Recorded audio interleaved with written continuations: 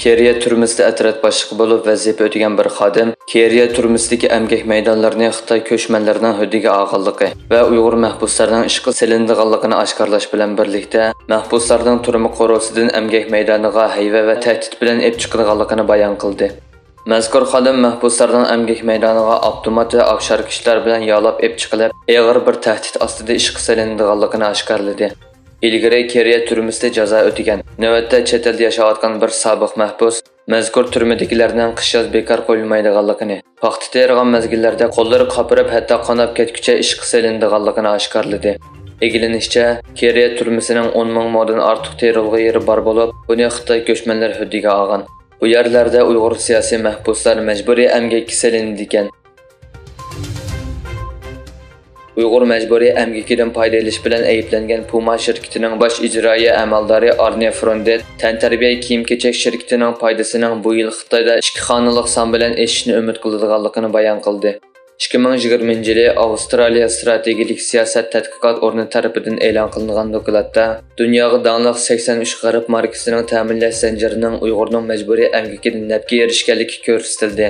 Onundan başqa Avropadakı mühim texnika, avtomobil və kiyim-keçək markalarını öz içigə alğan 9 şirkət Xitayning cinayətiga şerik bolğan. Avstraliyanın G'azdagi bombardimonlarga qarshi sadolar kuchayməkdə. Birləşmiş Dövlətlər Təşkilatının muavin baş katibi Martin Griffiths Avstraliyanın G'azdagi qilgan hujumi to'g'risida bayonot e'lon qilib, insoniyat mag'lub bo'ldi dedi. Xitoy Tashqi ishlar ministri Wang Yi G'azdagi davomli hujum qilayotgan Avstraliyani to'xtab qolishga chaqirdi.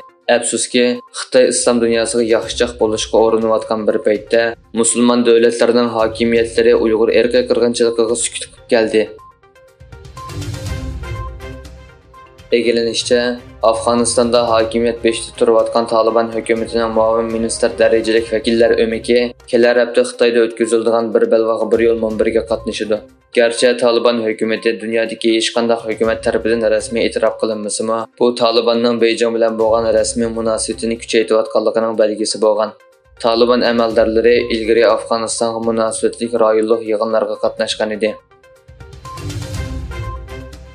Yaponiya hukumati Xitoyning kunsari kuchayotgan harbiy kuchi va Shimoliy Koreyaning boshqariladigan bombasini kunsari keskinlashayotgan bir paytda kelgusi 5 yilda mudofaa chiqimini ko'rinarli oshirishni qaror qildi. Ammo bir mutaxassislar guruhining dokladida qurolli qismda xodim kamchil bo'lish xavfining intayin yuqori ekanligi bayqalgan. Avstraliya Hamas to'qinishi boshlangandan keyin O'rta Sharqqa borgan Amerika davlat ishlar kotibi Antony Blinken arab davlatlarini ziyorat qilgandan keyin qayta yana tunji bekitib bo'lgan Avstraliyaga boradi. Blinken payshanba kuni Avstraliyaga kelib, orqadan Iordaniya, Saudiya Arabiston, Qatar, Arab Birlashma Xalifaligi va Misrni ziyorat qildi. Navbatda Qohirada turayotgan Blinken Misr prezidenti Abdul Fattah Sisi bilan ko'rishgan.